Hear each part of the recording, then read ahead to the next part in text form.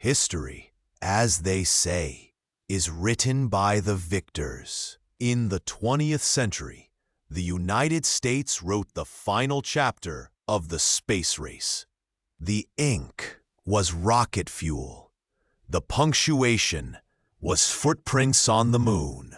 It was a victory for the ages, a monument to American will and ingenuity that has stood for over half a century. But monuments can crumble, and legacies can be lost.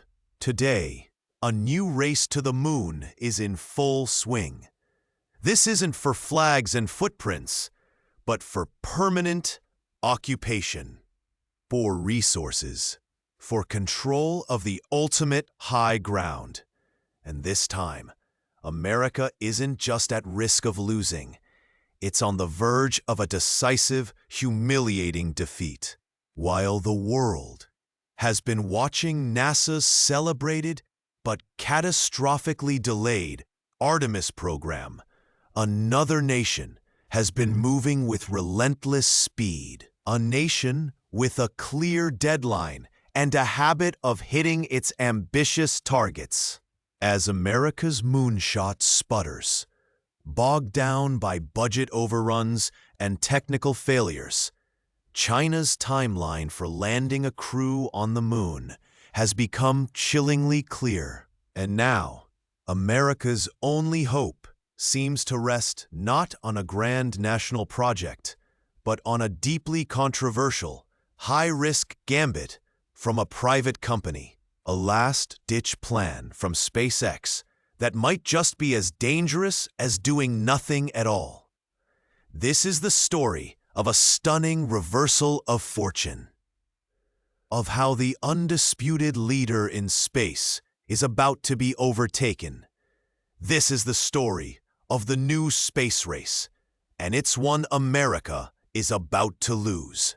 To understand how America finds itself on the back foot, you have to look at the program that was supposed to be its triumphant return, Artemis. When it was announced, Artemis was more than a mission. It was a declaration. It was America reasserting its leadership, not just by returning to the moon, but by staying there. The plan was grand. An international coalition under the Artemis Accords, a permanent lunar space station called the Gateway, and a continuous human presence at the lunar South Pole. It was a vision for the future, powered by two key pieces of hardware: the Space Launch System, or SLS, and the Orion crew capsule.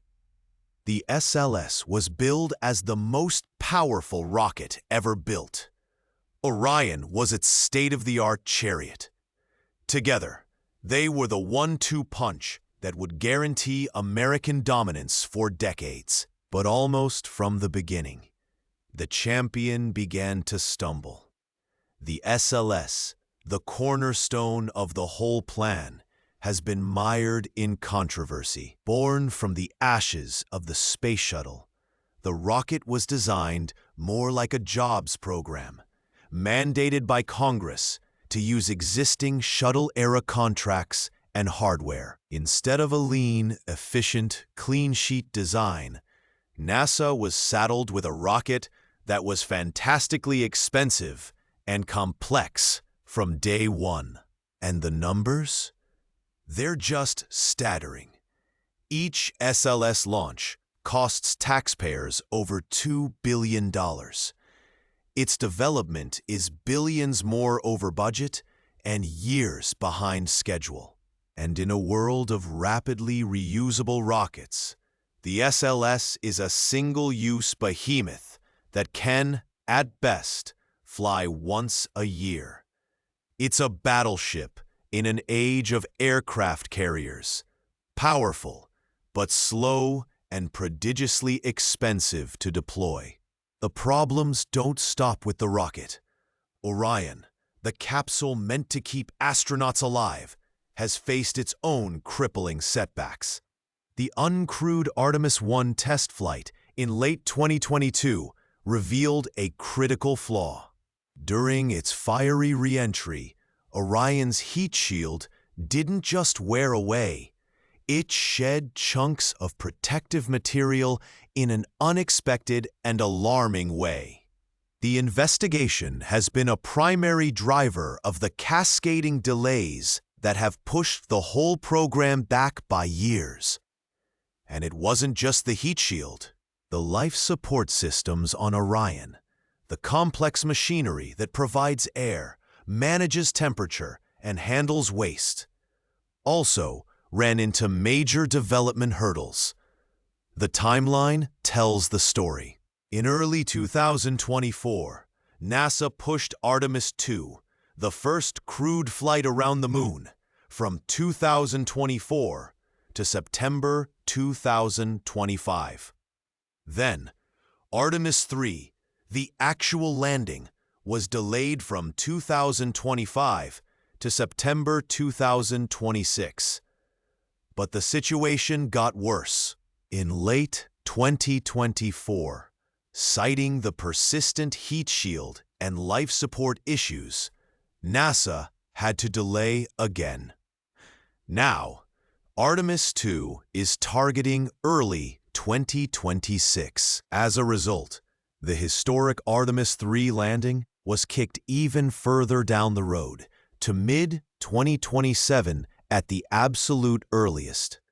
With each announcement, the dream of an American return to the moon this decade began to fade. A government watchdog, the GAO, had already warned that a landing before 2027 was unlikely.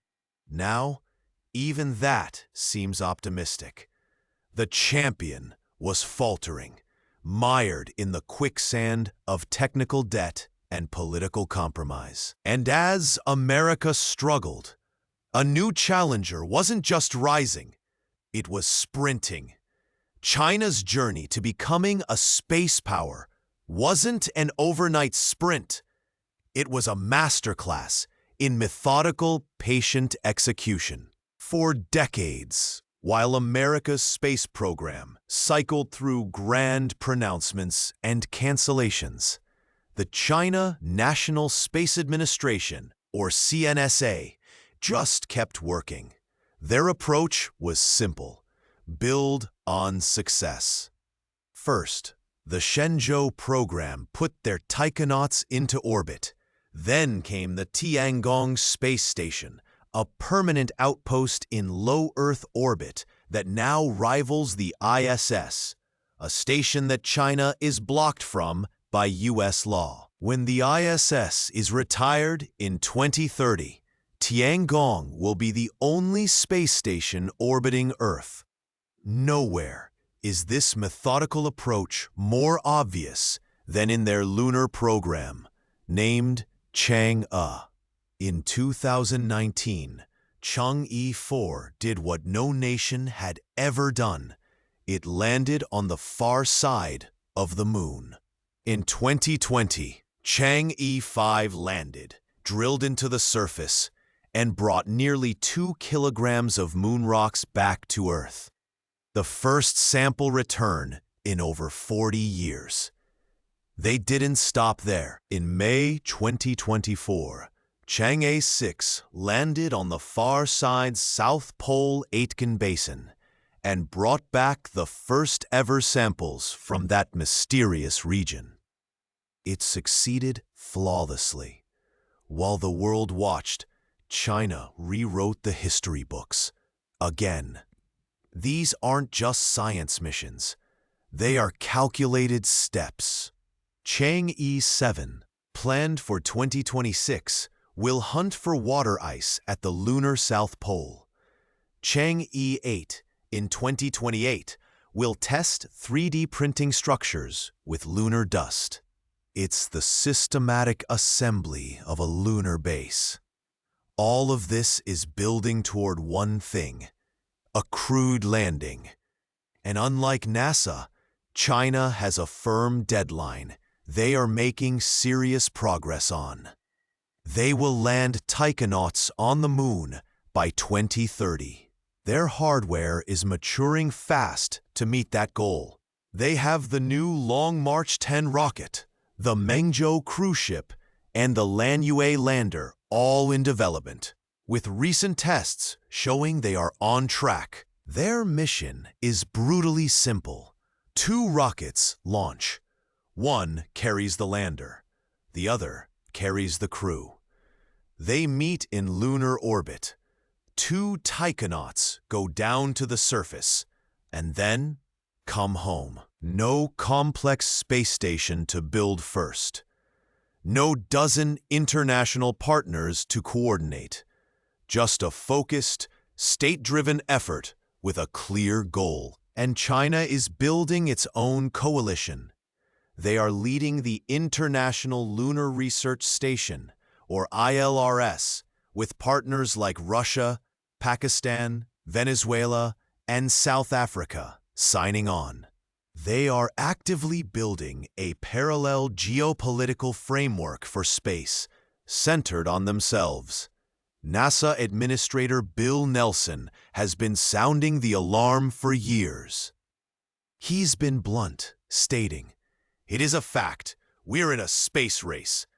He's warned that the US must watch out, that China doesn't get to a resource-rich spot on the moon first and declare it their territory, creating keep-out zones. The contrast couldn't be more stark.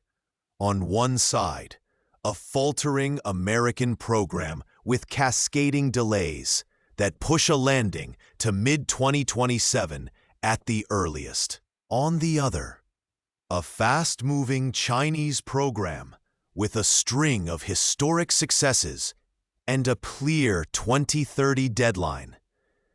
The window for American victory was closing.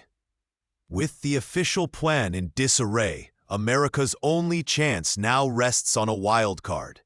Enter SpaceX and its colossal stainless steel rocket, Starship. From the start, Starship was a radical idea. While NASA was building the SLS, Elon Musk's SpaceX was designing Starship to make humanity a multi-planetary species, starting with Mars. It was meant to be fully reusable, built cheap, and powered by methane. For years, it was seen as Musk's Mars dream, a fascinating side project to NASA's real moon plans. That all changed when NASA, in a stunning move, awarded the multi-billion-dollar contract for the Artemis lunar lander solely to SpaceX. Suddenly, Starship, the outsider, was an indispensable part of America's return to the moon. The plan is breathtakingly ambitious, and it all hinges on one thing that has never been done on this scale: orbital refueling. A single Starship uses most of its fuel just to get to orbit. To get to the moon, it needs a full tank of gas in space. The plan requires SpaceX to launch the lunar lander Starship, then launch a whole series of tanker Starships, flying fuel tanks, that will meet and dock with the lander, transferring thousands of tons of cryogenic fuel. It's an orbital ballet of unprecedented complexity, with estimates suggesting a dozen or more tanker flights for just one lunar mission. It's also a capability that, as of today, has never been fully demonstrated. This dependency became Artemis's second great weakness. The entire timeline was now hostage to Starship's development. And that development has been a dramatic, fiery, but undeniably rapid process. The skies over Starbase in Texas have seen a series of test flights. Early ones ended in spectacular explosions. But with each rapid, unscheduled disassembly, SpaceX gathered data, made fixes, and flew again in months. As the Artemis 3 landing date slipped to 2026, Then, to mid-2027, the reason became clear. America's plan was built on two separate, complex and delayed programs that both had to work perfectly. This precarious situation has led to a new, controversial proposal, a last-ditch plan to beat China to the moon. The idea, which SpaceX has formally proposed to NASA, is to simplify the mission by cutting out the weakest links, SLS and Orion. Instead of launching on the delayed government rocket, astronauts would launch on a proven SpaceX Falcon 9 and Crew Dragon, the same system that already flies crews to the ISS. They would dock with a fully fueled Starship in Earth orbit, transfer over, and the entire Starship would then fly to the moon, land, and return the crew to Earth orbit. The advantages are huge. It decouples the landing from the troubled SLS and Orion, sidestepping the heat shield and life support delays. Most importantly, it could dramatically accelerate the timeline, but it's a huge risk. It means NASA effectively sidelines its own flagship rocket, admitting the traditional approach has failed. And now, a reportedly leaked internal SpaceX document reveals a brutal truth. Even with their own optimistic timelines for developing orbital refueling, they don't project being ready for a crewed landing until September 2028. That single date changes everything. It makes NASA's official mid-2027 goal look impossible and puts China on a clear path to land first. The United States is caught in a dilemma. Does it stick with its faltering plan and almost certainly cede the honor to China?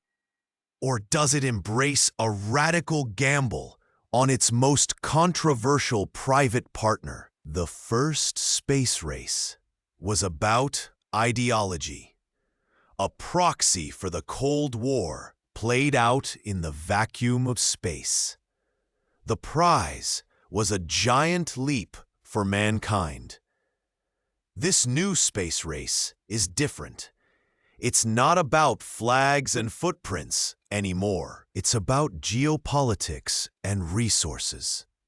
The ultimate prize isn't a fleeting moment of glory, but permanent strategic advantage.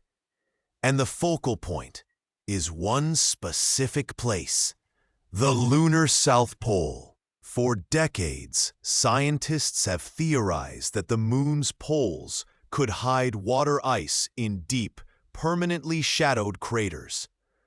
Recent data has all but confirmed it, and that changes everything. Water is the currency of deep space. You can drink it. You can use it for radiation shielding. You can split it into hydrogen and oxygen to make breathable air. And most critically, you can use that hydrogen and oxygen as rocket propellant. The moon is no longer just a barren rock. It's a gas station in the sky, a self-sustaining outpost and a launch pad to the rest of the solar system. The nation that controls access to this water controls the future of human expansion into space.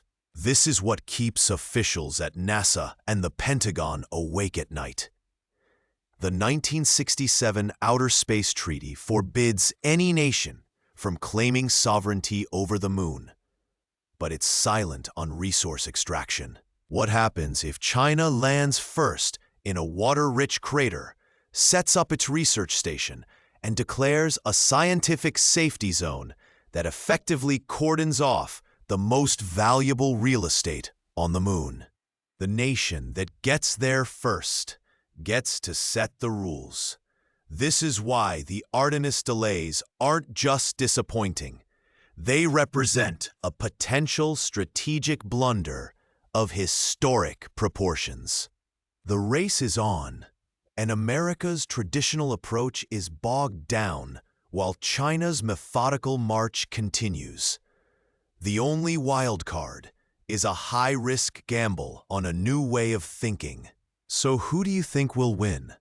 Can SpaceX's radical innovation overcome NASA's delays and beat a determined, state-backed rival to the prize? Or is it already too late? Let us know what you think in the comments, and if you want to follow this story, make sure to subscribe and hit the notification bell. For more than 50 years, the story of humans on the moon has been an American story. It's woven into the nation's identity, born from a sense of purpose and a willingness to take huge risks. Today, the United States is at a critical juncture. Its legacy program is faltering, its timeline is slipping, and its primary rival is on a clear path to victory. The fate of American leadership in space now hinges on whether it can recapture that old Apollo-era audacity. The choice is stark. Stick with the slow, predictable, and likely losing path, or embrace a radical, uncertain, and potentially brilliant gamble. The bet on SpaceX is more than a bet on a rocket. It's a bet that private innovation can succeed where government bureaucracy has struggled. The coming years will tell the tale. We will either witness a stunning, triumphant return to the moon, snatched from the jaws of defeat, or we will watch as new footprints are planted in the lunar dust beneath a different flag, marking the definitive end of one era and the dawn of another.